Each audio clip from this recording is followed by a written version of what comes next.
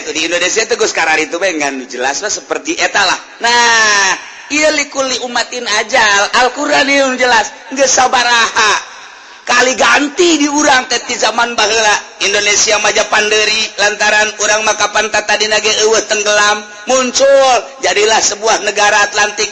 Nah ti dinya lah timbullah kerajaan. Wow, dasar kerajaan atuh macem-macem di urang mah segala empos indok dan lain sebagainya. Turun kitu Raden Patah Sunan Rahmat dibombardir, jayalah Islam likulli ummatin ajal, masa nu itu selesai. Gantilah ku masa kejayaan Islam dipimpin ku Raden Patah, Wali Sanga bergerak likulli ummatin ajal, selesai masa eta. Ganti ku ke Belanda wali, oh Belanda 300 tahun di urang teh, Belanda selesai likulli ummatin ajal. Ganti masa kejayaan Indonesia dipimpin ku Bung Karno, lanjutkan ku Bung Harto, lanjutkan deui ku Bung Gus Dur, lanjutkan ku Bung Mega. Mbah tuh Mega mah. Lanjutkan sakedeung ku BJ Habibie. Wey, Indonesia hampir sirna. Berangkat jada ke Jerman deui. Tidak layak saya jadi presiden, cak BJ Habibie. Kenapa? Terlalu besar kursi dibandingkan dengan badan saya. Akhirnya balik hari itu. Dilanjutkan terus ka dia ku SBY, dilanjutkan deui ku Ari ku Jokowi. Aya masa-masana likulli ummatin ajal. Iya, teh emang urang mah masana kos kieu, wallahu alam matas Jokowi kumaha. Walikulli ummatin ajal. Baheula memeh Kangjeng Nabi masana masa jahiliyah jol Kangjeng Nabi dibombardir ku Kangjeng Nabi dunia geger kabeh. Likulli ummatin ajal, selesai masa jahiliyah diganti ku masa Kangjeng Nabi. Masa Kangjeng Nabi teh khairul khairul qurun qurni. Yalihi sahabat tabiin atba tabiin. Tidinya lah rapor mulai timbul deui Yahudi likulli ummatin ajal. Tidinya Islam bangkit kembali likulli ummatin ajal, dunia eta teh kuari Kristen terus jeung Yahudi likulli ummatin ajal. Wallahu a'lam. Nu mantak ajal eta teh orang-orang tertentu geus dibere nyaho ku Gusti Allah. Ku Gusti Allah seperti Kangjeng Rasul, sayati bakal datang. Urang mun nyaritakeun hadis Kangjeng Nabi anu boga yabat anu sayati zamanun. Tinggal macaan bae bakal terjadi anu. Begitu dibaca boro-boro nanon isis bae geus ayat sayati zamanun. Bakal ayat 7 bendera la ilaha illallah, benderana hideung sarua kabeh tapi jahat nu genep nu hiji nu bener. Bakal diceritakeun ku Kangjeng Nabi nu hiji nu bakal mawa kekhalifahan anu bakal dijunjung menunggu kedatangan Mahdi. Ngameme eta bakal aya bendera-bendera anu sarupa anu jahat, siapapun bakal dibunuh. Teu nyaho eta Yahudi, teu nyaho eta Kristen, teu nyaho eta Islam, bunuh bae. Hampir mirip ISIS. Ya Allah ya Rabbi, tuh kan ISIS teh naon eta ISIS? ISIS teh istri santri. Mal dibejakeun geus ka ditu kan. Nah, likulli ummatin ajal. Kuari urang trek datang ka ajal kuari wallahu a'lam sabada urang. Nu dijelaskeun di dieu maksudna naon? Sing hade Muhammad nuku aing diharamkan perzinahan ma zahara minha wa ma batan. Nuku aing diharamkan berbagai permaksiatan, nuku aing diharamkan berbagai kezaliman, nuku aing diharamkan kamusikan, nuku aing diharamkan yen hukum semena-mena lamun eta dilaksanakan tunggu tanggal maena. Awas likulli ummatin ajal, aya masana masa hancur satungtung nu bangkit di umat maneh. Sauntung-tung anu bergerak di umat, celaka umat bakal nyampe ke ajal masa-masa anu cilaka. Urang kuari masa demokrasi, masa nu teu jelas kuari, masa nu hese jang berlindung deka mana urang berlindung urang ka kepolisian geus gideg ti heula berlindung urang ka ABRI geus gideg ti heula berlindung urang ka DPR geus nyaho kos karari itu watek-watek DPR teh. berlindung teh ka mana ya sulit perlindungan ajal masa na kos kieu wallahu alam bakal sabar tahun ti masa Bung Karno bae ge peralihan masa Bung Karno ka Pak Harto geus lain deui masa nu baheula mah asa ku damai lantaran dipimpin ku Bung Karno gubernurna kiai bupatihna kiai RT jeung lurah-lurah teh dikumpulkeun ku bupati teh di pendopo supaya ngararaji di samping di pendopo kunjungan bupati ka unggal-unggal desa ngaji di zaman Bung Karno sakedeung cuma 5 tahun ganti ka belah dieuna bahan zaman Pak Harto nyieun lah repelita 25 tahun tidinya lah Indonesia berkembang sugan buahan ternyata murah kembang kebuahan-buahan aset-aset Indonesia teh nu dianggap jang masyarakat buahna ternyata dibawaan ke negeri batur ajal ita kos gitu di masa urang ndeu kumaha ge meunang Gusti Allah hakikat nama ngan nu jadi sabab nama urang berbicara kudrat ti Gusti Allah berbicara hikmah urang sebab berarti kuari urang tah masa urang kuari silakan untuk bergerak apa henteu maksudna untuk memperbaiki bangsa bidang agama bidang politik bidang ekonomi silakan kumaha urang aya ajal-ajalna likulli ummatin ajal lamun maneh terus-terusan ngalaksanakeun nu tadi perzinahan dilaksanakeun permaksiatan dilaksanakeun nu diharamkeun teh dilaksanakeun ajal maneh cilaka ujianna siksa ku aing mangkani lamun geus datang ajal فَإِذَا جَاءَ أَجَلُهُمْ لَا يَسْتَأْخِرُونَ سَاعَةً وَلَا يَسْتَقْدِمُونَ بِاللَّهِ مِنَ الشَّيْطَانِ الرَّجِيمِ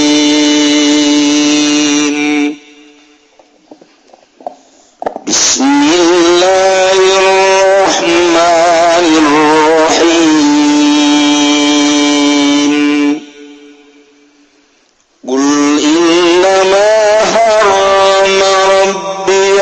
الفواحش ما ظهر منها وما بطن والإثم والبغي بغير الحق وأن تشركوا بالله ما لم ينزل به سلطانا وأن تقولوا على الله ما لا تعلمون الله alam bimaradi kul mutasira Muhammadin lafadin nama haromang pasideng haram kenu bisa pepangeran insul al-fawaisa ing pirang-pirang kang al-kabair tegese pirang-pirang dosa gede kazina kaya zina mazhar tegese barang kang lahir ya mamina saking fawaisu ma bapak an barang kang samarya mae jahra wasir tegese ngedenge fawais dan samare fawais wal isma lan dosa al maksiat tegese maksiat wal bagialan nacupalan nasinya tesa manusia biwai kalawan orang nana haqqa wa zulmu tawiya bagi iku zulmu zalim wa antusikulan yang tanya kudakan siaga babilahi Allah malam yunaziling barang kang orang nurunkan ya Allah bi kalawan mabi syuraki kalawan kutuakan ma sultanan ing hujah-hujatan tegese hujawan takululan yang tangucap siraga bi Allah ingat tasya Allah mala ta'lamun ing barang kang ora weruh siraga minta rimi malam yuharim sakika haramkeun barang kang ora ngaramkeun ya Allah wa ghairilan lian tarimi malam yuharim walikulli ummatin ajal فإذا جاء أجلهم لا يستأخرون ساعة ولا يستقدمون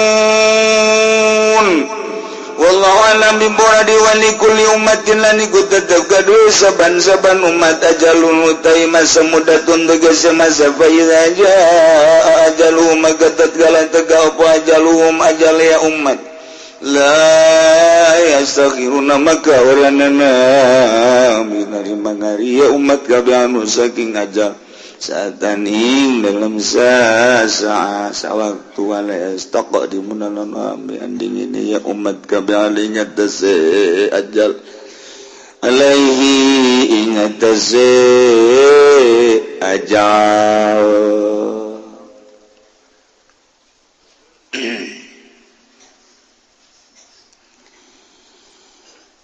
sakumaha kamari bahwa Yahudi musyrikin sangeunah nganyananjeun hukum teh pakaian anu ku Gusti Allah dihalalkeun diharamkeun ku manehanana daharan kadaharan nu dihalalkeun ku Gusti Allah diharamkeun ku manehanana iyalah semena-mena nyananyeun hukum sangeunah na nafsuna bae tak siga ada hukum khitabullah al-muta'allam bi af'alil mukallaf dek ngaharamkeun dek ngahalalkeun sing hade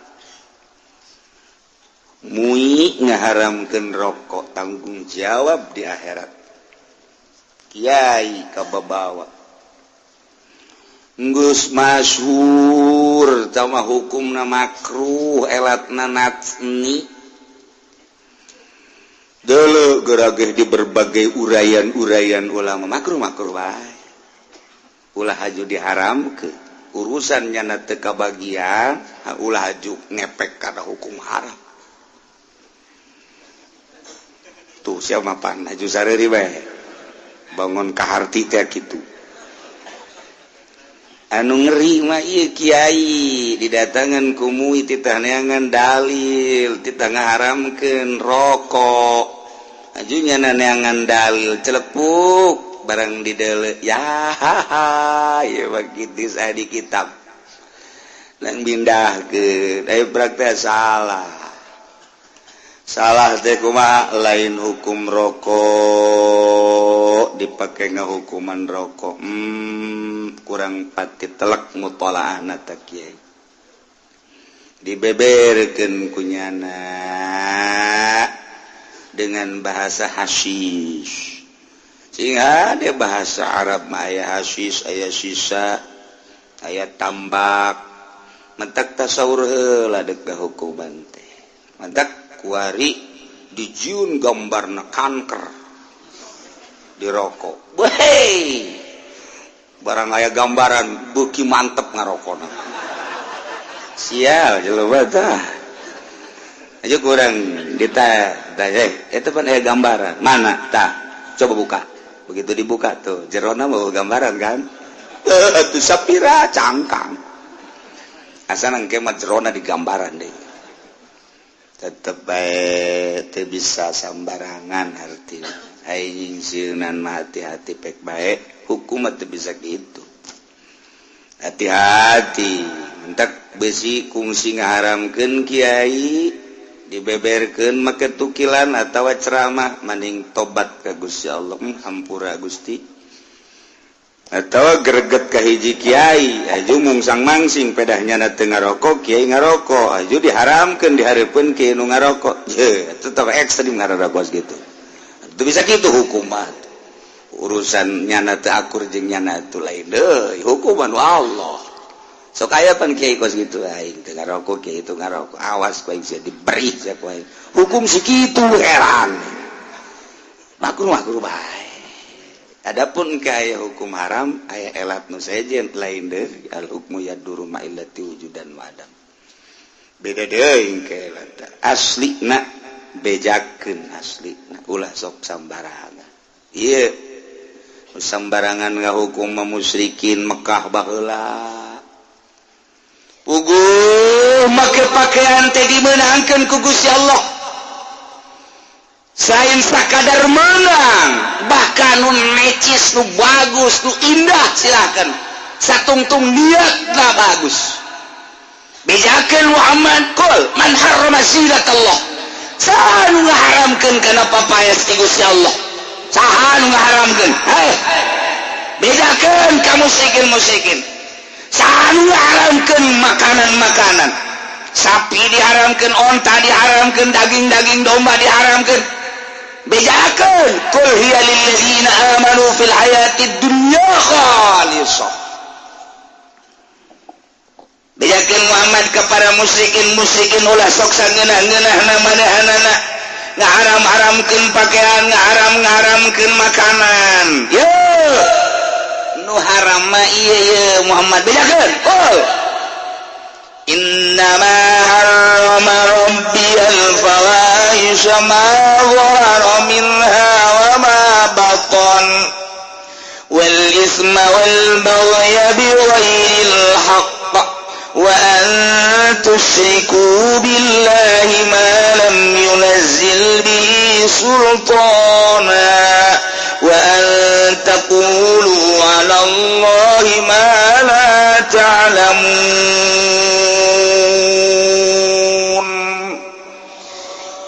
Wadaynu diharamkeun ku Gusti Allah mah ieu bejakeun ka musyrikin pasti Allah ngaharamkeun pangeran kaula ngaharamkeun hiji al-fawahish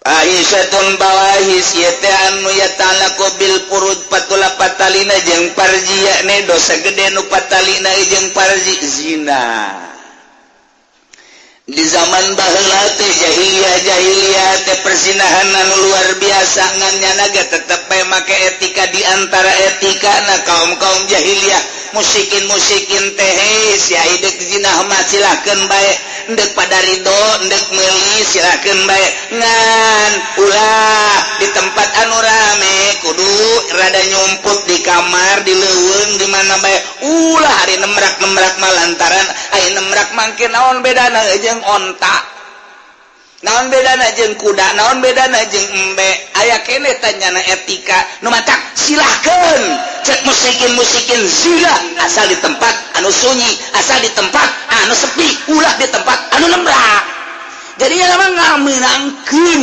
kana zina etalah kaum jahiliyah musyrikin naudzubillah min zalik eta nu haram mah bejakeun Muhammad fahish zina mantak di dia dijelaskan ma zahara minha wa ma baton perzinahan nu diharamkeun ku Gusti Allah teh ma zahara baik perzinahan anu nembrak anu lahir kadeuleu ku mata di sisi jalan di huma di sawah kumaha hayangna bae baheula mah di zaman jahiliyah teh aya lalaki neuleuh awewe ditoel haju dayakeun haju bae morosotkeun androk mohara jasa teh mah lalaki morosotkeun calana digalong los kececes beres ya Allah eta sih jahiliyah kudu kos gitu teh wa ma baton jeung anu teu kadeuleuan jahroha wa sirroha tak baheula teh kos kitu mabat bejakeun ka musyrikin silah mah deuk nyata-nyata nembrak leuk terselubung atawa tempat sunyi haram eta nu haram mah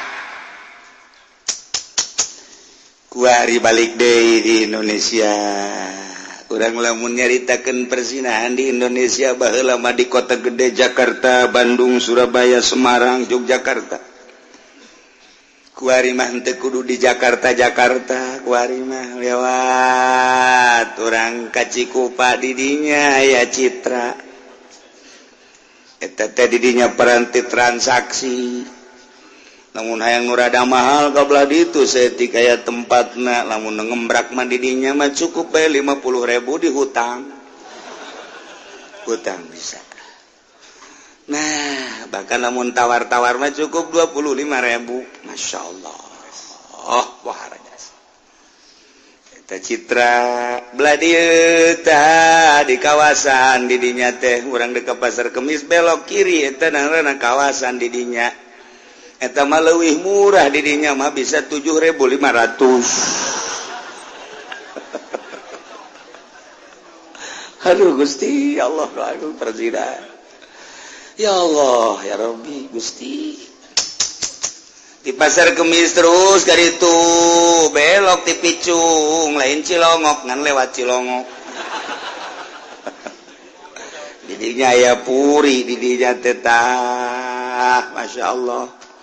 Mata kuala geus laporan ke polisi wayahna Bapak polisi di dinya mah kudu disterilkeun supaya ulah aya nu ngalakukeun perzinahan laporkeun coba ka Kapolda ka Komandana ka Kapolsek. Alhamdulillah terus bae kunyana diideran aya mobil ngiuk-ngiuk kadeng eta berarti nya keur patrol ke aya deung ngok berarti bener-bener keur patroli nya teh kula ngarasa alhamdulillah horenganan polisi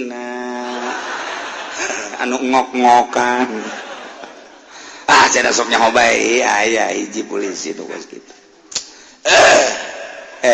ndek kumaha ditangani encan nu ti kontrakan salakina gawe nu ieu pamajikan anu digawe ku harima nu ieu sip malam nu ieu barang tah ku harima nu ditinggalkeun ieu pamajikan ieu salakina atuh kalaluar sing kuciwas kajar ro deui kontrakan teh kos karari itu insyaallah Ki Haji nu bogana ge kabagian insyaallah aduh encan deui DPR emang kumaha gitu bala lender gitu cak hulusia DPR teh emang kumaha gitu eta DPR Dewan Perwakilan Rakyat emang bala lender kieu ulah sok suuzon eta kan perwakilan urang ayo kahareup jeung aing wani kiai disumpah bahwa nyana teu bener lain wani-wani deh 150%. Pan bangun yakin amat ya lain yakin deui. Emang kiai nyaho apa kumaha sih? Kieu sok kitu ieu kan negara ieu. Sok kitu kiai deuk kitu bae. Di mana coba kiai nyahona?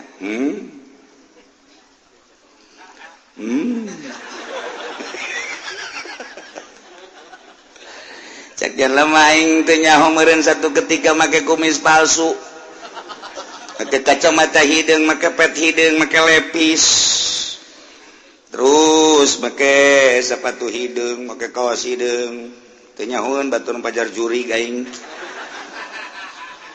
lempang kabar barbana bal bejakeun rokok biasa ganja lu bener kiai rupana kos ganja padahal mah eta mah papir doang enang meuli di Garut jeung male-malena sagalian ku batur mah pajar ganja barang di deukeutan ku babaturan pan mah hangit atuh bakona meunang meuli ditimbang di Cibatu di ditu. Nah kanyahoan beungeut na ieu satu ketika aya deui bardu ditutung nu di tol teh ka ditu aing asup ka dinya ulah sok ngabohong ge emang kumaha gitu di dinya aya sababaraha PNS gagah jasa make kaos oke waduh stil dan luar biasa wow aja ditanya tuh biasa mah lain lalaga kok kiai kikituan tugas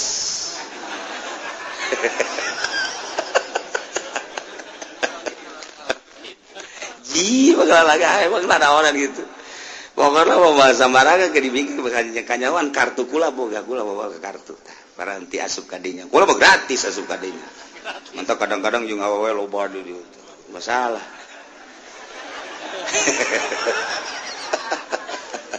nyaho jasa camat aya sababaraha urang nyaho jasa pokokna mah lurah orang tong kaprah sama lurah hambalayah keur carita nu mantak kudu dijelaskeun ngomong besi pajar bohong dipoto ku kula aya fotona ge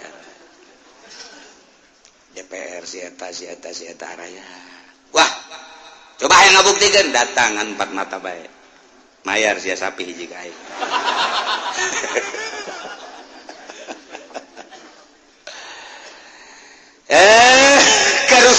Kerusakan di Indonesia lain lalagaan. Urang baheula nyaritakeun zaman jahiliyah musyrikin baheula anu tertera di Al-Qur'anul Karim kita dibejakeun ku Gusti Allah ka Kangjeng Nabi urang. Gul Muhammad bejakeun. Innama harrama rabbiyal fawahisha ma dhahara minha wa ma batan.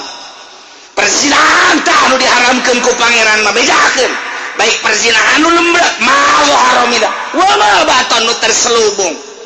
Baheula kunaon kuari kejadian di negara urang ya Karim geus pugu bangsa karyawan jeung karyawati lain lalagaan budak sakola ti SMP datang ka SMA terus ka ditu emang kumaha kitu kuari pejabat lain lalagaan geus pugu konglomerat mah ya Allah ya Rabbi ai caritaan sincek memang ku sincina ge dimeunangkeun ieu sinci ge ngomong kieu cek atau jajan ke sono ke hotel kalau pengen jajal mah udah nggak apa-apa yang penting jangan kawin lagi jangan kayak si Haji cek ngomong gitu si Haji mah kawin lagi keseneng katanya cek udah jajan aja ke sono banyak tuh sono apem cincin ngomong kos gitu aika sincek apa sih mantak tak eta hotel teh peranti sincek nah aya deui sincek berangkat ke hotel supir lagi pan ditawaran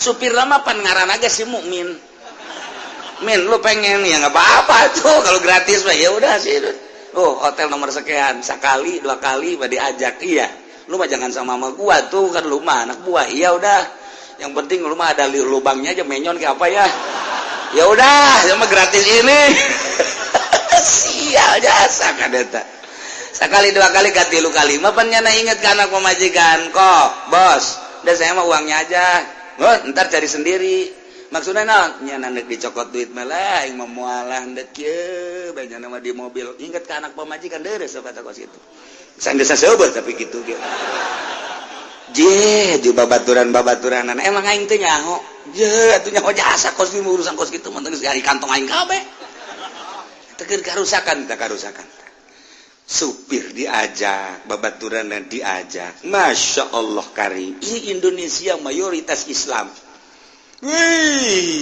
Aya bupatihan, aya gubernuran di DPR, aya kiaian di Golkar kan.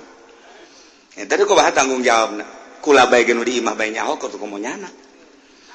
Cenah aing mah teu nyaho di DPR bae dihitutan ku aing sia teh blekok. Aing geus di imah bae nyaho. Komo sia. Ente cenah imal lillahi ta'ala Allahu akbar bukan itu na bohong horeng sia geus nembrak ieu mah perzinahan di urang teh komo sanggeus teh aya HP mah weh masyaallah kula kiai nu zinah nyaho kiai nu zinah nyaho lain lalagaan wah cenah kiai sok nyanyahoanan lain nyanyahoan nyaho jasa di belah mana di daerah Sepatan aya kiai coba omongkeun ngaranna koreksi meureun moal nyaho dari kiai terus dikiaikeun biasa mun nyana ngadengekeun muring ka bulu nyana belah raja ya dari kiai zina biasa nyaho tuh kiai nyaho bae ieu teh rahasia pribadi teh perusahaan teh mah Ibang lalagaan emang kieu perzinahan teh lain lalagaan geus puguh ieu mah pejabat bang geus puguh kitu bangsa kaum lemah pengusaha mah kiai urang menyaritakeun anak-anak muda-mudi mah teh mah ABG waktu teh bang geus dararaneh teh mah kos kitu ieu mah kiai kiai cenah ulah sok nyanyahoanan endek nyanyahoanan bae mah aing mah nyanyahoanan bae sebab wani mah nya ngomong di haleupun jelema ieu lobaan bohong nyaho jasa eta nyahoana aing ti mana loba rahasia nyaho bae pokona mah ya Allah ieu mah keur carita karusakan anak lain lalaga Masya Allah tah baheula mah musyrikin bejakeun tak kuari tah ma dhahara minha wa ma batan mantap kadang-kadang mah osok ngerengis rempan amat ieu sih kumaha lamun ku Allah disiksa Antaran geus sumarambah jasa ieu persinahan teh lain lalaga. Masyaallah kan.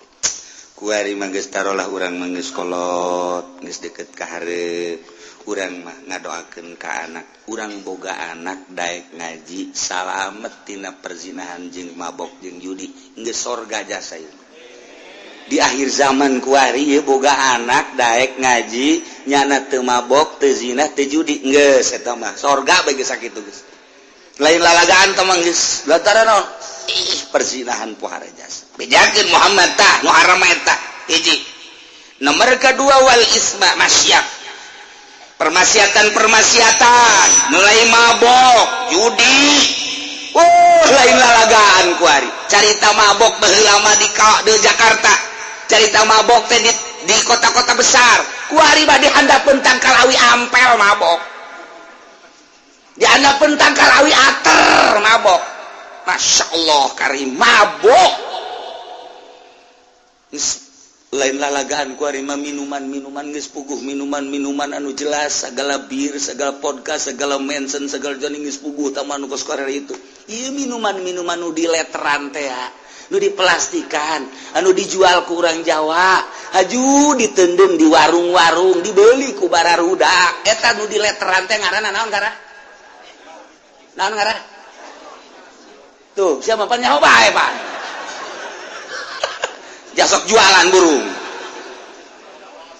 tuh aya awewe ceuri ka imah Waalaikumsalam neng di mana abdi teh anu kunaon ceuri kumaha cenah kiai kunaon pulang ka warung aju salaki kuari jualan minuman naon tuh bir lain cenah kuari mah nu dileteran teh aja diplastikan eta teh mabok eta teh minuman keras di urang Jawa meulina kukula salaki geus dinasehatan bage tetep ye lakuna ieu teh kula mah cenah hayang nya salaki sadar jasa ieu sadar geus kabeli motor rencang cenah kiai masuk kitu bae maksudna geus kabeli motor tinggal alhamdulillah bae ditembungeun da pamajikan sama kajieun kula malah cenah dibere saya ge daripada dibere dahar tina hasil kos kitu beuh ieu mah mutiara ya Allah hebat jasa ieu mah ieu carang tak boga pamajikan kos kitu tah biasana malah penting mah atuh duit bae geus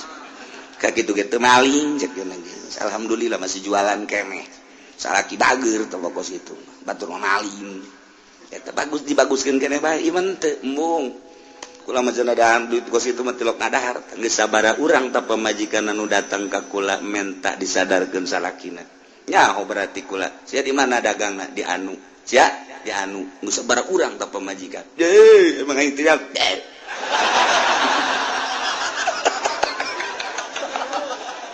atuh nyaho jasa aduh aja anu wau deh salaki ya Allah ya Rabbi deuk kumaha coba eta marhaba Masya Allah di Cilongok aya teh aya di Cilongok gitu aja dikumahakeun teh dikumahakeun mudah-mudahan maneh anak ka sorga bae tapi amin-aminan ge moal itu sama jadi urusan neraka sana jadi aminan gitu moal bae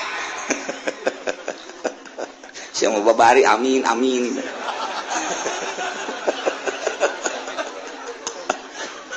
ieu wal isma ieu maksiat waduh lain lalagaan Gusti Allah doa mantak eueuh deui iwalti menta urang ka anu boga kekuatan wilayah polisi ya Polsek Pasar Kemis kan kabeneran atuh Kapolsekna kurang menyatu jeung masyarakat beda jeung nu kamari-kamari ya hese laporanana atuh geus bae sakitu tapi alhamdulillah si penangananna mah geus bae penting ditangani bae geus sabaraha persenna mah wallahu a'lam asa laporan anak teu wau wal bagya nah lacut alan nas bi ghairil haq perzoliman Masya Allah penganiayaan politik penganiayaan ekonomi penganiayaan budaya perzoliman waduh anu dihadang urusan karir dihadang urusan usaha dihadang urusan dan lain-lain sebagainya berbagai penganiayaan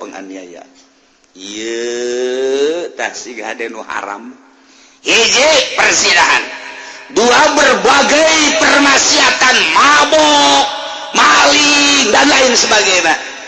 Itu kena persoliman penganiayaan geus puguh penganiayaan di perpolitikan jelas nyata penganiayaan, tidak usah loba penganiayaan dan lain-lain sebagainya. Ialah bagi kita nu haram mah wa antusyriku billah, jeung haram nyekutukeun aranjeun kabeh ka Allah. Maka pangeran lem yunasil bihi sultana, nu Allah tenurunkeun hujah punyana disekutu-sekutukeun. Percaya lain ka Allah, nu ngaayakeun Allah, nu ngawujudkeun Allah, anu ngurus Allah, nu maotkeun Allah, tapi iman lain ka Allah endahan ka patung musyrik bloon, eta nu haram.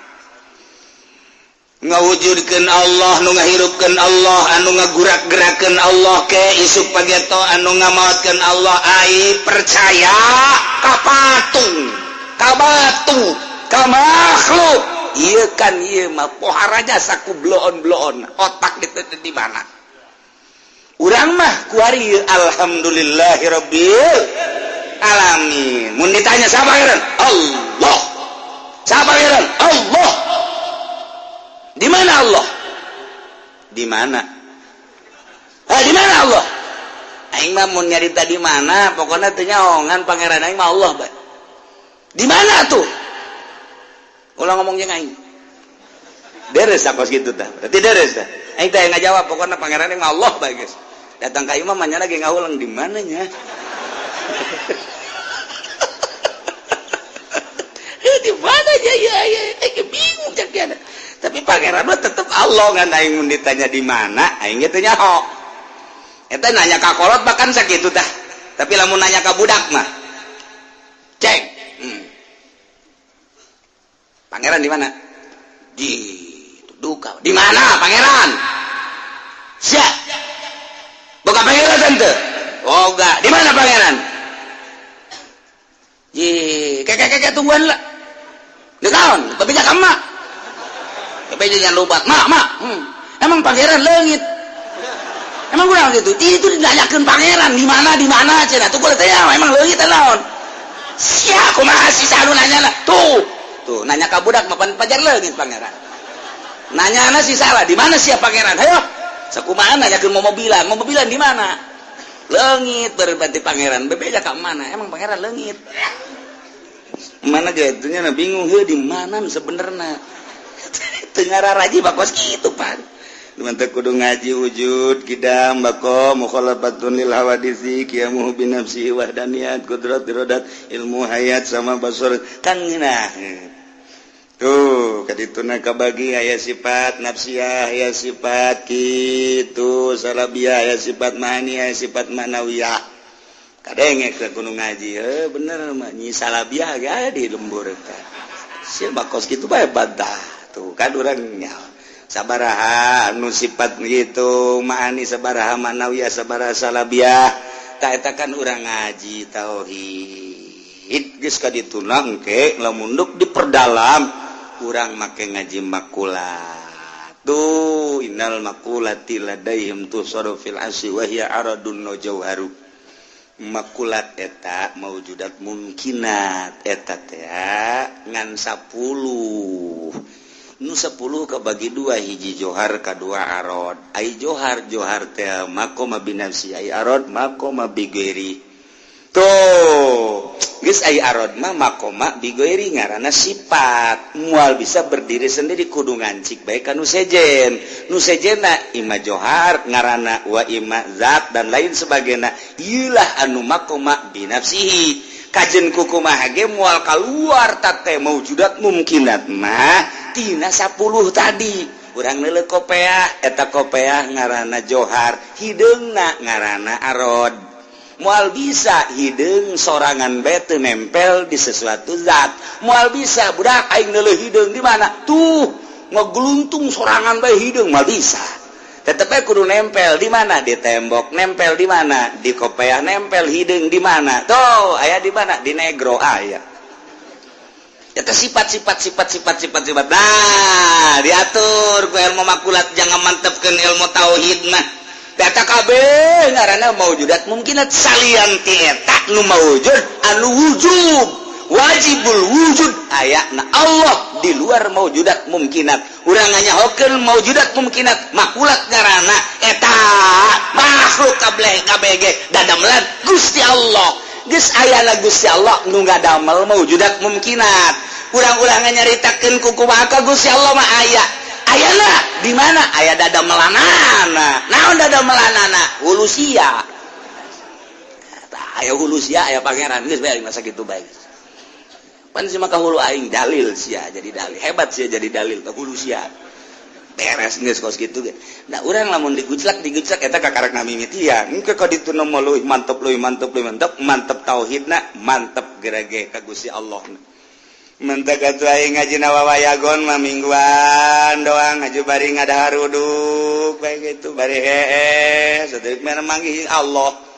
ketir bini ditanya hei pangeran aya di mananya aing teu nyaho leungit berencana budak tadi mun belon eta kos itu tuh ulah datang ka cara budak bebeja ka indungna mah pangeran leungit emang besi kitu doang ngaji urang nu bener aduh cenah kiai geus kolot beuki mantep abah jadi kolot kalapa ulah diantep bodoh ka pangeran ulah diantep kolot bodoh politik ona bodoh dunia ona aya batur engkeut ekan nah geus teh ngaji politik geus teh modal ngawur sia ka ditu ye lain kitu Pak Haji ieu mah pan demi negara teh aya henteu ieu mah aya duit berapa duit aya 5 juta mah dia kan aja gue aja nggak dukung mal gitu amat duit nama dicotok we cokot paling bikin kotok mana ulah lo ngomong ulah guys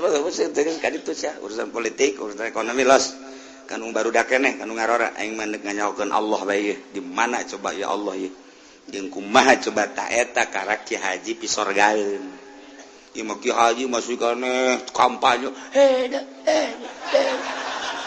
tabrakan gitu Ki Haji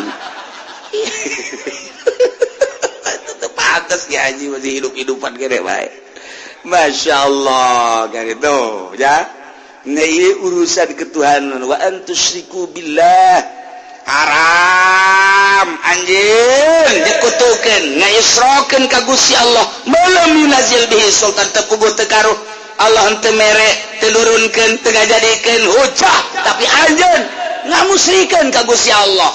Nah ieu nu haram mah. Entek kajahokeun geura Gusti Allah teh. Urang teh ku ngaji kieu pan geunah. Ngaji kieu nyayan makin hari makin ngeunaheun makin hari makin ngeunaheun. Makin hari makin ngaji teh teu karasa saminggu. Cik Imam Ghazali teh mah percis ongkos nungtun eneng kuru di sisian sapoe 2 poe teu kanyahoan 2 bulan jadi lintuh urang geus sarua ngaji saminggu woi horenganan bangsa satahun tukang uduk lintuh nyaho urang di hate urang jadi nyaho jadi lintuh pengertian urang mantep ibadah ka Gusti Allah tak eta teu karasa dibere taufik ku Gusti Allah mer kadituna makan eta menang Gusti Allah urang mah sakadar hadir nu mere pahamna makan Gusti Allah nu mere ngamantepkeun ka Gusti Allah tuh masyaallah wa antakulu walallahi ma la ta'lamun jeung nu diharamkeun ku Gusti Allah teh aya lian yakni antakulu marane aranjeun kabeh ngomong Allah ka Allah kana hukum-hukum mala ta'lamun nu teu nyararaho ya ne ngaharamkeun perkara nu ku Gusti teh diharamkeun pakaian nu ku Gusti teh diharamkeun diharam-haram dahare nu ku Gusti teh diharamkeun diharam-haram kanyao endahan nyanyawanan tah ieu nu teu meunang ge nyanyawanan antakulu alallahi ma la ta'lamun ngomong ka Gusti Allah kana omongan nu manehna teu nyaho puguh teu haram diharamkeun puguh meunang diteu meunangkeun ieu lu bahaya ge eta nu haram ulah sok sambarangan ditunggu instruksi ti Gusti Allah mana nasna tunggu coba ti Kangjeng Nabi mana nasa hadisna tah urang mah teu bisa tunggu ijma ulama coba keputusan ulama kumaha secara ijma jeung kias coba kumaha tinggal nunggu kos kitu bae keputusan hukum teh ulah sok nyanyahoanan ieu lamun nyanyahoanan haram hukumna kos musyrikin nyanyahoanan mah tuh cilaka kos aya jelema kawin barang kawin mitohana ngaranna Bapak Amin ngaranna ge minantu anyar sieun kami toha piluh ku adab besi salah ke diusir deui ngaranna ge minantu anyar ai prak manehanna la magrib diajak berjamaah ku mitohana ceng urang berjamaah yuk nu jadi imam Pak Amin biasa bae nyana tegep Allahu Akbar makmuman biasa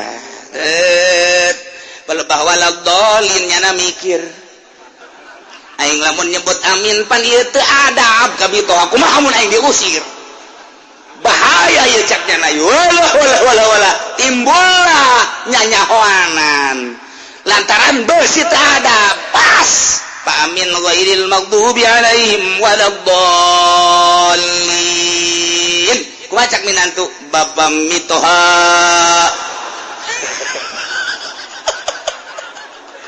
eta garana nyanyahoanan goblok aduh cek mitohana rokaat kedua kita moal ya budak karena rokaat awal ya nyana geus bingung kan ya wah ya minantu jadi kos kieu cek keneng aduh tapi diteruskan bae coba rokaat kedua kumaha ya bener ghairil maghdubi alaihim waladdallin Bapak mitoha kieu deui bae beres ieu minantu geus beres cerita aja di imam teh cek tadi salat bang salat dolin teh lain amin kan besi teh adab ka bapak pan abdi lamun wa maghdubi alaihim waladdallin amin isina sana nyebut amin ka bapak geus abdi mah bapak mitoha bae cek mitoha na pinter sih ya sarwana beraja teh mah mitoha jeung minantu goblok kabeh aing geus diadaban ku sia bagus atuh cek dia nuhun minantu tolol mitohana goblok deui dasar teu garaji da ieu ya Allah ya Rabbi aduh horenganan antaqulu alallahi ma la ta'lamun teu meunang diganti ku bapak mitoha amin bae mah ampun tante minantu tolol nah iya antaqulu alallahi ma la ta'lamun ngomong ka Allah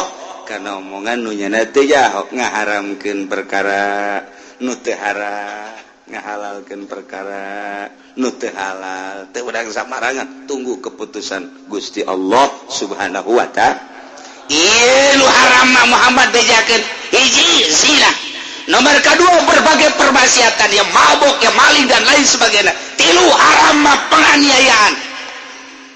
penganiayaan bigoil hak malaya penganiayaan make hak pasti bigoil hak opat wa antusiku billah ngamusikeun ka Gusti Allah nomor kalima antaqulu 'alallahi ma la ta'lamun ngomong hukum sadaek-daeknya tanpa menang keputusan ti Gusti Allah awas Muhammad bejakeun lamun eta kos kitu bae walikulli ummatin ajal tetap ka tiap-tiap umat aya masana baheula urang di masa nenek moyang urang teh diserang ku Belanda dijajah ku Belanda dijajah loba kesulitan di zaman Belanda teh urang anu tani hasil dirauk dibawa ke Belanda anak urang anu kurang diurus Belanda dibawa kunyana ke Belanda geus teh daya teu upaya gitulah zaman penjajahan sabaraha ribu manusia anu dibunuh di zaman Belanda teh kaeta teh hese jang menyak hukum teh di dinya teh hukum Islam teh kaya aya teh ustad jeung kiai bae susulundupan ngamalkeun Al-Qur'anul Karim teh tapi ku piluh ku keyakinan dalekeun dihareup walikulli ummatin ajal, umat ngabogaan masa-masana. Belanda sirna digiring kunaon ya ku bambu runcing, nyana boga bom, nyana boga mortil, nyana boga berbagai peralatan mutahin saat eta cukup urang make pedang, make peso, make golok tarang hau doang, make bambu runcing cet eleh Belanda. Walikulli ummatin ajal, Allah ndek ngaberesan ka umat aya ajal, aya masana selesai. Belanda Jepang arigato, naon arigato sakedeung Jepang. Cina, oh gedoran Cina, mentek baralik Cina, surat tanahna dibawa ka Taipei kunyana ka ditu, dibawa ke Hong Kong. Setelah orang merdeka dipimpinlah ku Bung Karno, dilanjutkan ku Pak Harto, jadilah ku hari negara orang teh demokrasi, timbul aya reformasi, loba keleluasaan anu tadina dilarang jadi hente, tadina diperkuat jadi hente, timbullah surat-surat tanah di Cina. Nyana ngebongkar pertanahan tuh dulu di Gembor, datang ke Pasar Kemis, ini adalah milik bapak moyang saya. Oh lihat di sini nih di Ketaus, di sana sampai ke sana, ini adalah milik bapak moyang saya. Di itu pengodokan ka ditu ikan ucina kabe. Nah minimalnya nah hayang bagi dua, lurahna didatangan kumanehanan. Padahal makan geus aya aturan negara. Nah, kebenaran kuari Cina-Cina ieu keur di atas angin. Kemenangan Jokowi, kemenangan China. Kemenangan Jokowi, kemenangan Amerika. Kemenangan Jokowi, kemenangan Ahok. Kemenangan Ahok, kemenangan si Cenglu. Kemenangan Cenglu, kemenangan si Liang-Liang Malingseng. Iyalah. Tetapi kan eta mah slogan-slogan tetap kurang diatur, sebab politik teh kapan aya insinyurna, politik teh kapan aya sutradarana. Di balik kepresidenan Jokowi aya sutradara, urang teu nyaho. Aya sutradara politik emang kumaha gitu. Film bae maka sutradara tuh komo politik. Woi. Kiai ge aya sutradarana kuari mah kiai. Kiai Golkar mah. Atuh komo ieu politik. Kiai nyaho teh sutradara nyaho, saha malu bejakeun. Sutradara politik nu mantak lamun eueuh sutradara na cilaka Indonesia, ngan untung aya sutradara. Nu mantak wow neuk nyeun menteri ge teu sambarangan sebab aya sutradara. Henteu begitu nyana gek, walaupun nyana jadi patung tapi tetep baik aya sutradara. Sebab lawan jangan terlalu campur tangan Amerika. Wow, duantak rada aya angin deui teh urang aigos kitu mah teh. Ngan ulah kasogok bae sutradarana deui. Jadi Indonesia mah karari itu bae puguh. Nyieun pansus disogok. Nyieun 88, heuh pansus teh eta teh ngaranna. Sogok ge bae, KPK kesogok keneh bae. Mana atuh ieu jang berlindung asa jasa. Gitu di Indonesia teh geus karari itu bae ngan jelas mah seperti eta lah. Nah, ieu likulli umatin ajal, Al-Qur'an ieu jelas geus sabaraha kali ganti di urang teh di zaman baheula. Indonesia maja panderi lantaran urang mah kapan tadina ge eueuh tenggelam, muncul jadilah sebuah negara Atlantik. Nah tidinya lah timbullah kerajaan. Wow, dasar kerajaan atuh macem-macem di urang mah segala empos indok dan lain sebagainya. Turun kitu Raden Patah, Sunan Rahmat dibombardir. Jayalah Islam, likulli ummatin ajal, masa nu itu selesai. Gantilah ku masa kejayaan Islam dipimpin ku Raden Patah, Wali Sanga bergerak, likulli ummatin ajal, selesai masa eta. Ganti ku ke Belanda, wali, oh Belanda 300 tahun di urang teh. Belanda selesai, likulli ummatin ajal. Ganti masa kejayaan Indonesia dipimpin ku Bung Karno, lanjutkan ku Bung Harto, lanjutkan deui ku Bung Gus Dur, lanjutkan ku Bung Mega. Mbah tuh Mega mah.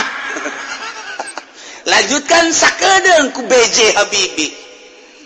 Wey, Indonesia hampir sirna berangkat jada ke Jerban deui. Tidak layak saya jadi presiden, cak B.J. Habibie. Kenapa? Terlalu besar kursi dibandingkan dengan badan saya. Akhirnya balik hari itu. Dilanjutkan terus ka dieu ku SBY, dilanjutkan deui ku Ari ku Jokowi. Aya masa-masana likulli ummatin ajal. Iya, tuh emang urang mah masana kos kieu, wallahu alam matas Jokowi kumaha. Walikulli ummatin ajal.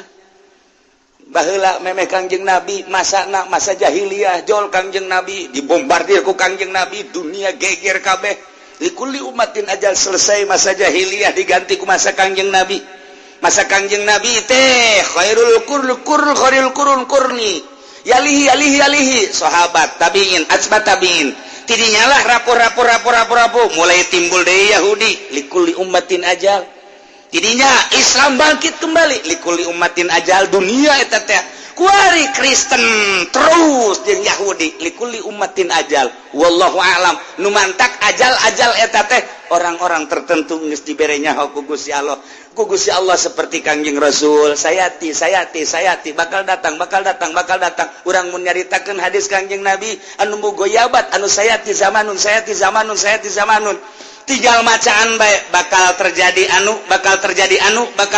anu begitu dibaca boro-boro nanon is baik geus ayat sayati zamanun bakal ayat 7 bendera la ilaha illallah bendera lah hideung sarua kabeh tapi jahat nu genep nu hiji nu bener bakal diceritakeun ku Kangjeng Nabi nu hiji nu bakal mawa kekhalifahan anu bakal dijunjung menunggu kedatangan Mahdi ngamere eta bakal aya bendera-bendera anu sarupa anu jahat siapapun bakal dibunuh henteu nyaho eta Yahudi teu nyaho eta Kristen teu nyaho eta Islam bunuh bae hampir mirip ISIS ya Allah ya Rabbi tuh kan ISIS teh naon eta ISIS teh istri santri mal dibejakeun geus ka ditu nah likulli ummatin ajal kuari urang datang ke ajal kuari wallahu a'lam sabada urang nu dijelaskeun di dieu maksudna naon sing hade Muhammad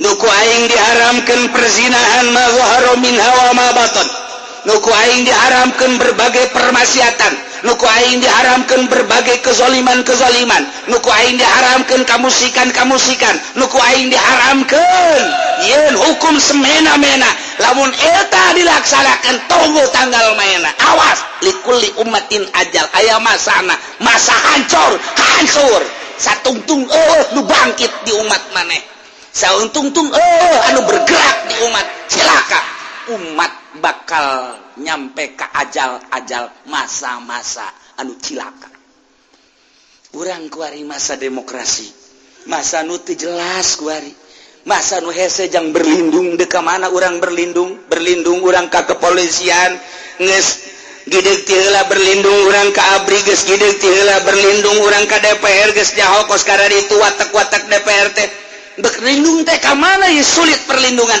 ajal masana kos kieu wallahu alam bakal sabaraha taun ti masa Bung Karno bae ge peralihan masa Bung Karno ka Pak Harto geus lain deui masa nu baheula mah asa ku damai lantaran dipimpin ku Bung Karno gubernurna kiai bupatihna kiai RT jeung lurah-lurah teh dikumpulkeun ku bupati teh di pendopo supaya ngararaji di samping di pendopo kunjungan bupati ka unggal-unggal desa ngaji di zaman Bung Karno sakedeung cuman 5 tahun ganti ka belah dieuna bahan zaman Pak Harto nyieun lah repelita 25 tahun tidinya lah Indonesia berkembang sugan buahan ternyata murah kembang kebuahan-buahan aset-aset Indonesia teh nu dianggap jang masyarakat buahna ternyata dibawaan ka negeri batur ajal ita kos kitu di masa urang deuk kumaha ge meunang Gusti Allah hakikat nama ngan nu jadi sabab nama urang berbicara kudrat ti Gusti Allah berbicara hikmah urang sebab berarti kuari urang tah masa urang kuari silakeun deuk bergerak apa henteu maksudnya untuk memperbaiki bangsa, bidang agama, bidang politik, bidang ekonomi, silakan. Kumaha urang aya ajal-ajalna likulli ummatin ajal. Lamun maneh terus-terusan ngalaksanakeun nu tadi, perzinahan dilaksanakeun, permaksiatan dilaksanakeun, nu diharamkeun teh dilaksanakeun, ajal maneh cilaka ujianna siksa ku aing. Mangkani lamun geus datang ajal, fa idza jaa ajaluhum la yastakhiruna sa'atan wa la yastaqdimun. Di mana datang ajal umat baik berjamaah sekaligus ajalna ajal siksa, mual maju mual mundur sama sekali. Di mana-mana datang ajal masa kejayaan, mual maju mual mundur sama sekali. Di mana datang ajal yakni eureunnan hirup baik secara musyawarah, baik secara berjamaah maupun perorangan. Di mana datang ajal la yastakhiruna sa'atan wa la yastaqdimun. Ajal kajen kukumaha geus aya kudrat tadi ditupi Presiden Jokowi. Geus memang likulli umatin ajal urang aya di masa kepresidenan manehanana. Di embung-embung ge boga gubernur kafir di Jakarta teh lantaran Jakarta teh orang Betawi mayoritas Islam. Nu daratang ka Jakarta mah eta mah ti Jawa Tengah, Jawa Timur, ti seberang eta mah nya nama ngembara aslina Betawi mah Jakarta mah eta mah Islam. Embungeun dipimpin ku Ahok sebagai kafir. Oh turun EPI teh terus-terusan demo tiap Jumat hayang ulah dilantik Jokowi teh. Wallahu alam likulli umatin ajal. Lamun memang ajal eta masa Ahok kajen teh kumaha ge Ahok bae. Lamun memang masa eta teh kudu moal dilantik, ajalna kudu pindah berarti. Urang teh nyaho urusan gaib likulli umatin ajal. Fa iza jaa ajaluhum la yastakhiruna sa'atan wa la yastaqdimun. Andai kata kudu ulah dilantik, moal mundur moal maju teh kudu dilantik. Andai kata dilantik bae urusan kos kitu urusan kudrat Gusti Allah. Urang mah kuari membenahi diri sing hade nu tadi diharamkeun ulah dilaksanakeun. Mulai orang kuari secara pribadi nu geus pernah zina tinggal tobat ka Gusti Allah, taubatan nasuhun can perkuat. Kitu keneh nukung si mabok ieu taubatan ka Gusti Allah, taubatan nasuhun can perkuat ulah. Naudzubillah min dzalik. Kitu keneh nu pernah ngalakukeun berbagai kezaliman kejahatan baik di politik, ekonomi jeung budaya, tobat ka Gusti Allah moal kebal deui ajal maneh datang. Di mana geus datang ajal la yastakhiruna sa'atan wa la yastaqdimun. Cabut roh pisah di awak urang, dicencerikan kabeh ku dedeh ku nyaah. Dibawa jasad urang kaleuweung dikubur dihijikeun jeung nu sejen. Roh urang menghadap ka Gusti Allah. Ieu nu kudu dipikir teh ku urang. Kamari ieu teh pernah zina kade. Kamari ieu pernah mabok kade. Kamari ieu pernah maling, pernah ngazalim, pernah berbagai kejahatan-kejahatan. Iya awak urang nama di ditu di kuburan. Iya roh urang anu bakal menghadap ka Maha Khali. Daek teu daek menghadap bae, sadar teu sadar menghadap bae. Nu mantak maningan disadarkeun ku ari urang dibanding engke geus paeh kaduhung. Maning ku ari komo nu geus kolot mah ieu moal ka mana deui? Teu pernah teu neuleukeun Gusti Allah selalu neuleukeun. Aya teu neuleukeun teu pernah. Teu pernah teu nyahoeun Gusti Allah. Aya teu nyahoeun teu pernah. Teu pernah teu nyahoeun Gusti Allah. Teu pernah teu ngadegekeun selalu ngadegekeun. Aya teu ngadegekeun teu pernah selalu dideleukeun, dikajahokeun jeung didengekeun. Mantak lamun urang mer ka dinya izin amat ka Gusti Allah. Tinggal ditapakuran ku urang. Pohara amat ka maha segalagaan Gusti Allah teh Gusti. Izin amat abdi teh ka kaler ka kidul teh horeng dideleukeun ku Gusti. Kawetan ka kulon ka mamana ge horeng dikajahokeun ku Gusti. Abdi ucapan boronu diomongkeun horenganan ieu kulit ieu daging ieu segala rupa ge horeng kadenge ku Gusti. Izin amat mulai urang izin timbul tidak izin memperbaiki diri hampura Gusti geus baha uninga. Urang izin ka Gusti geus jahoeun. Urang rempan ka Gusti geus jahoeun. Mulai memperbaiki geus jahoeun. Langkah-langkah urang teh Gusti geus jahoeun. Nah nu mantak lamun urang terus nafakuran soal eta beki ngerenyet tuh mulai bari diuk kieu bari hitung-hitung umur teh geus 60 leuwih babaturan mah geus dikalalubur tinggal aing berarti untung keneh aing mah maksudna untung hirup masih keneh bisa nyebut pangeran Allah masih keneh bisa salat keuntungan aing eta bae masih keneh bisa marhaba sholawat ngaji babaturan aing mah dulur aing jeung tatangga aing geus dikalalubur geus teu bisa zikir teu bisa maca Quran maca sholawat aing masih keneh dibere ku Gusti Allah alhamdulillah dek digunakeun ku aing sakedeung deui meureun aing hirup aing jabuktina babaturan aing geus arareueuh aing dek difokuskeun ka Gusti Allah lolobana umur tengan saukur 63, 64, 65 galib umat Kangjeng Nabi sakumaha umur Kangjeng Nabi leuwih tidinya eta mangan sakadar tambahan wungkul bonus tapi kan sagedengeun aing geus pararaeh moal ka mana deui aing ge pasti pae bae lah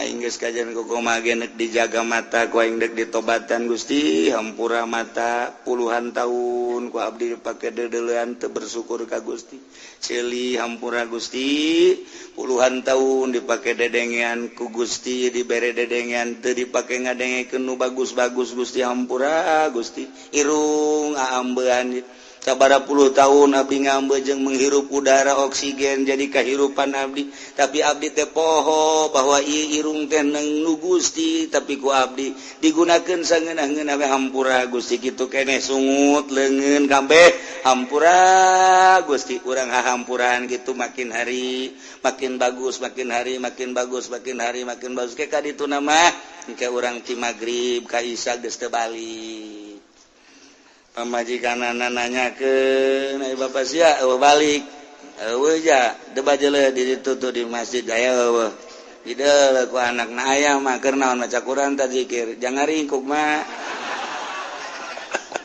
tuh abah sia mah kitu bae Pak tuh kan tapi deres kan ngaringkukna di masjid sebab naon nungguan isya pan dur isya udang pan bagus teletrek balik ke jam 9 ka ieu mah. Waalaikumsalam. Waalaikumsalam. Cek ninin anjeun kakara kuari bae sabalikum.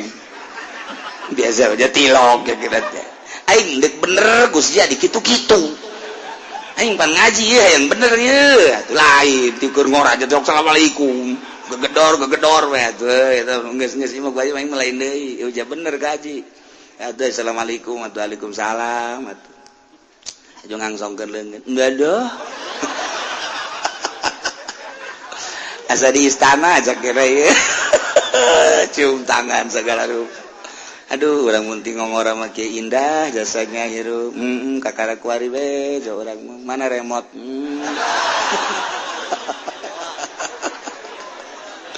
Aduh, kakara gedeg bener nanyakeun remote terus beres jasa. Mulai itu di bagusan terus di subuh terbalik lah jatani ente ngawarung ente jai nama ala kadar duit jang dahar dijamin ku anak jajak anak geus abah manggeus teu kudu usaha sakadar dahar jeung pake medah ku abdi geus dijamin lah aing geus percaya ka Allah boga anak geus alhamdulillah ti subuh geus teu balik manteu salat duha ya Allah ya Rabbi Masya Allah, incuna ge isinin kuari. Abah kolot di mana Abah kolot? Di masjid jangan nama. Oh, Masya Allah, cak incuna puara amat. Ya, jadi kiai ka kolot nakeunnya bapak kolot. Sieup lain deui geus tuh. Ti magrib ka isya, tas isya karak balik, ti subuh ka duha karak balik. Eta kolot nu kos kitu geus lain lalagaan. Geus tah mah paeh molongpong pintu sorga. Melongpong geus teu kahalangan ku nanaon. Masya Allah, karim. Lempangna ge cepet plak. Woi, ka mana bakolot? Sorga dadah. Coba nu kabet ka dieu kabet ka ditu kabet. Harare setan. Mentak ge makin hari makin membaik. Nah ieu likulli ummatin wa likulli ummatin ajal fa idza jaa ajaluhum la yastakhiruna sa'ata wa la yastaqdimun moal maju sajengkal moal mundur sasikut pas sadetik ge moal. Pertama soal ajal-ajal setiap umat. Kedua ajal-ajal tentang kematian urang. Geus kuari masa urang kuari di masa kos kieu. Wallahu alam. Tahun hareup. Wallahu alam 5 tahun ka hareup. Urang lamun heuleuh ka tukang potret ka tukang ti zaman mimiti Belanda. Urang mah nyahona teh dongeng Belanda meme Belanda maka ditupan masa-masa kerajaan. Lain lalagaan pan ieu teh geus sabaraha ribu tahun negara Indonesia teh.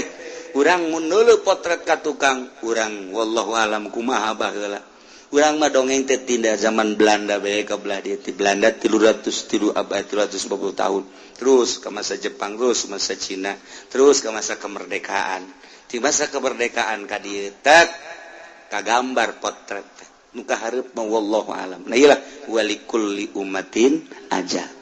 Sing hade lantaran Allah ngancam ieu nu haram maneh ngalaksanakeun nu ku aing diharamkeun awas masa siksa nu ku aing bakal didatangkeun sing hade cek Gusti Allah disampaikeun unggal pengajian kiai nyampaikeun bahkan depag-depag ge muih ge nyampaikeun sakumaha tadi be khutbahinallah ya'muru bil adli teh terus be nya bil adli pugunya na ge teu adil. Nah iya kuari di Indonesia ya kos kieu kuari terus disampaikan tetapi terus bae makin merajalela permaksiatan perzaliman kajian geus kumaha ge tah mah hakikat mah gerak Allah nu penting urang bae perbaiki diri urang rapihan diri urang sebab engke anu ka kuburan nu milu amal urang lain amal batur. Geus urangku bisa ngaji kemudian bisa tafakur bisa memperbaiki diri jang diri urang ge geus alhamdulillahirabbil alamin ya bani adam wallahu a'lam.